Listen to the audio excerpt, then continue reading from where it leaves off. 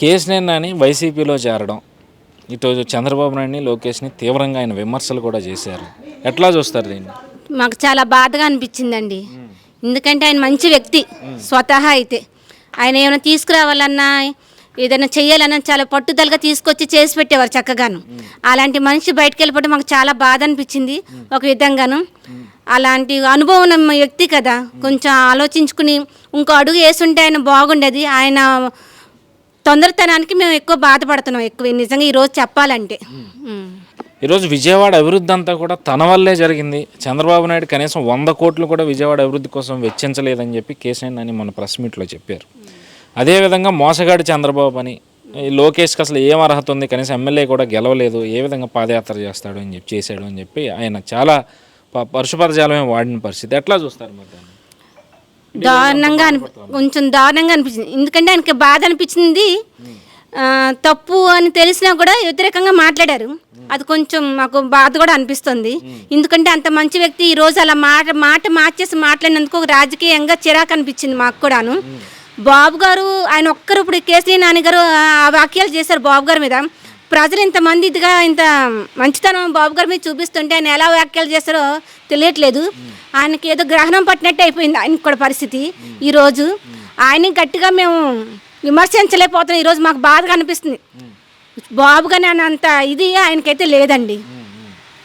ఎందుకంటే ఏం తెలియని ప్రజలు కూడా ఇప్పుడు బాబు గారి మీద సపోర్ట్గా ఉన్నారు. అన్ని తెలిసిన ఆయన ఇప్పుడు ఇలా మాట్లాడుతుంటే కొంచెం అసభ్యంగా అనిపిస్తుంది కదా.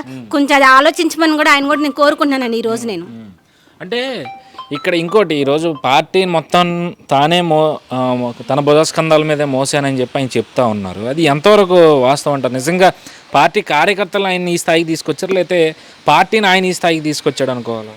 పార్టీ కార్యకర్తలు ఎన్నుకుంటే కదండి ఆయనకి ఈ స్థాయికి వచ్చారు. ఇప్పుడు బాబు గారు కొంచెం సపోర్ట్ ఇస్తామనిలే కదా ఈ స్థానంలో ఉన్నారు. ఆ బాబు గారు సపోర్ట్ లేకపోతే ఆ స్థానం ఆయనకు వచ్చేది కాదు కదా. ఇంత అనుభవం ఉండి ఆయన వెళ్ళిపోయారంటే ఆయనకి ఏదో మాట్లాడాలని మాట్లాడుతున్నారే కానీ ఒక విధంగా అయితే సపోర్ట్గా బాబు గారికి అయితే సరిగ్గా మాట్లాడలేకపోతున్నారు ఆయన కూడాను. కొంచెం అలా మాట్లాడకూడదని నేను వినయించుకుంటున్నాను ఆయనతో.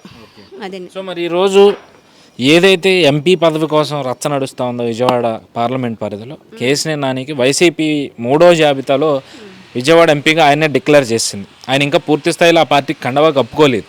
రాజీనామా చేసి వచ్చిన తర్వాత చేరతానని ఆయన చెప్పారు. ఈలోపే వైసీపీ ఆయన ఎంపీగా డిక్లేర్ చేసేసిన పరిస్థితి. దీన్ని ఎట్లా చూస్తారు? వైసీపీలోకి వెళ్ళిన ఎంపీలు ఎవరు ఉంటున్నారండి? అందరూ వేరే దానికి తెలుగుదేశం పార్టీలోకి జంప్ అయిపోతున్నారు కదా. ఆయనకు మరి ఆ తెలివి కూడా ఎట్టిపోయిందో ఏంటో కేసీఆర్ నాన్నగారికి అయితే నాకు అర్థం కావట్లేదు. మొన్నదాకా ఆయన మనపక్షాన్ని నుండి ఈరోజు అటు వెళ్ళినందుకు కూడా మాకు కూడా కొంచెం ఇబ్బందిగా పరిస్థితులు, మేము కూడా మాట్లాడలేకపోతున్నాము. అటు బాబు గారికి కూడా బాధ ఉంటుంది. ఎందుకంటే మంచి వాళ్ళని ఆయన ఎప్పుడు వదులుకోలేరు. కొంచెం ఆలోచన కొంచెం ఉంటే కొంచెం ఏదైనా చూసేవారు. ఆయన ఈయన మంచి ఫాస్ట్గా దూకేస్తారు చూడండి, అది చాలా తప్పు. ఊబులోకి వెళ్ళిపోయారు ఆయన. వైసీపీ అంటే ఊబు లాంటిది. ఆయన తెలుసుకుని ఇతరులకు వస్తే చాలా బాగుంటుంది. ఆయన వెళ్ళి మాట్లాడడం వల్ల ఆయన పరిస్థితి కిందకి దిగజారిపోతే కానీ పైకైతే రాదు. సో అంటే అంబటి రాయుడు మనం చూస్తే ఆ పార్టీలో చేరిన వారం రోజుల తర్వాత ఆ పార్టీలోంచి బయటకు వచ్చేసి జనసేన అధినేత పవన్ కళ్యాణ్ని కలవడం, త్వరలో జనసేనలో చేరతారు అని చెప్పి పెద్ద ఎత్తున వార్తలు వస్తున్నాయి. అంటే కేసీఆర్ నాని కూడా ఆ విధంగా పేరుకి ఈరోజు పార్టీలో చేరుతున్నారని చెప్పినా మళ్ళీ తిరిగి సొంత గూటికి కానీ లేదా వేరే పార్టీకి కానీ వెళ్ళే అవకాశం ఉందంటారా కేసీఆర్ నాని? లేదా వైసీపీలో కొనసాగుతారంటారు? వైసీపీ అయితే వేస్ట్ అండి. ఆయన కూడా అది ఆలోచిస్తే బాగుంటుంది. ఎవరైనా అంటున్నారే కానీ వైసీపీని ఎవరు బాగుండాలి ఒక్కరు కూడా అంటలేదు కదా. ఆయన కొంచెం అది ఆలోచించుకుని తొందరగా ఈతలకు వస్తే బాగుంటుందని మేము కూడా కోరుకుంటున్నాము. ఆయన రావాలని అయితే బయటకు రావాలని అయితే నేనైతే కోరుకుంటున్నానండి. ఆయన మంచిగా చూసుకుంటే బాగుంటుంది. ఆయన వైసీపీలో ఉంటే కానీ ఓడిపోతారు. అలాగే ఇప్పుడు మీరు భవిష్యత్తు గ్యారంటీ అని చెప్పి ఇంటింటికి తిరుగుతూ ఉన్నారు.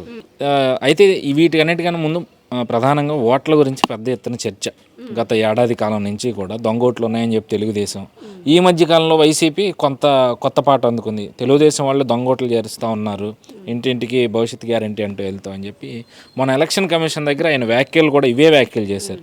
దొంగ ఓట్లు టీడీపీ జనసేన చేరుస్తూ ఉన్నాయి, అసలు దొంగ ఓట్లే లేవు రాష్ట్రంలో అని చెప్పి విజయసాయి రెడ్డి చెప్తా ఉన్నాడు. దాన్ని ఎట్లా చూస్తారు? దొంగోట్లు మేమేం చేర్చట్లేదు, వైసీపీ వాళ్ళు చేర్చేసి ఉంచారు.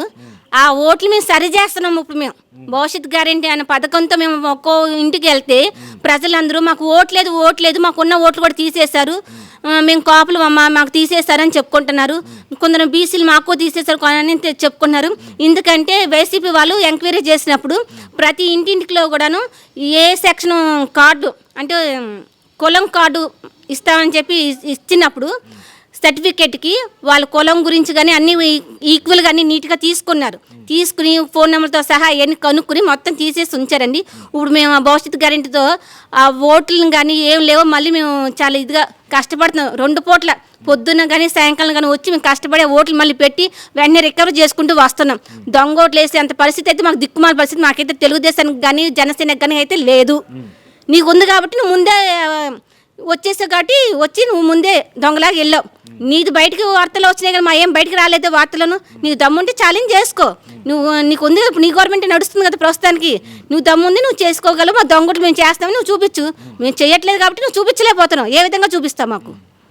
అలాగే ఇప్పుడు ఈ కేసునేని నాని, ఈ ఓట్ల అంశం, ఎలక్షన్ కమిషన్ స్టేట్కి రావడం, ఈ అంశాలన్నీ జరుగుతుండగానే చంద్రబాబుకి ముందస్తు బెయిల్ రావడం జరిగింది. ఇది ఇన్నర్ రింగ్ రోడ్డు మీద, మద్యం మీద, ఇసుక మీద. సో దీని గురించి ఎక్కడ కూడా బయటికి టాక్ అయితే ఎక్కడ పెద్దగా చర్చలు జరగలేదు. సో అసలు ఏంటి అంటే ఇంకా స్క్వాష్ పిటిషన్ అనేది సుప్రీంకోర్టులోనే ఉంది, అది తీర్పు రావాలి, రిజర్వ్లో ఉంది ఫైనల్ జడ్జిమెంట్ అనేది. మరోపక్క వీటికి మూడిట్లకు కూడా ఒకేసారి హైకోర్టు బెయిల్ ఇచ్చిన పరిస్థితి కనిపిస్తుంది. దీని గురించి ఆయన తప్పు చేయలేదు కాబట్టి బెయిల్ ఇస్తే రెడీగా ఉన్నారు. తప్పు చేస్తుంటే ఈ పాటికి ఆయన అక్కడే ఉండిపోయారు. ఎవరికి చట్టం చుట్టం కాదు కాబట్టి ధర్మంగానే ఆయన బయటకు వచ్చారు. అన్యాయం ఏమీ న్యాయంగా అనిపించింది కాబట్టి ఆయన వదిలిపెట్టారు. అన్యాయం అయితే జరగలేదు. ప్రజలు కూడా అది తెలుసుకున్నారు. వైసీపీ నాయకులు జగన్ గారు మాకైతే మేలే చేశారు. బాబు గారికి ఇంకా మెజార్టీ పార్టీ ఎక్కువ పెరిగిందే తప్ప ఒక్కళ్ళు కూడా లేకుండా, ఆయన వెనకాల జగన్ గారి వెనకాల లేకుండా మంచితనానికి బాబు గారి వెనకాల చాలామంది ఆ జగన్ వారి వల్లే జరిగింది. ఇది మాకైతే చాలా సంతోషంగా ఉంది ఈరోజు మాకు. ఎందుకంటే ఆయన చేసుకున్న కొన్ని పథకాలు కానీ, కొన్ని సపోర్టింగ్ కానీ, ఏవైనా తీసుకొచ్చిన అభివృద్ధి కార్యక్రమాలు ఇంకా బాగా తెలుసుకున్నారు.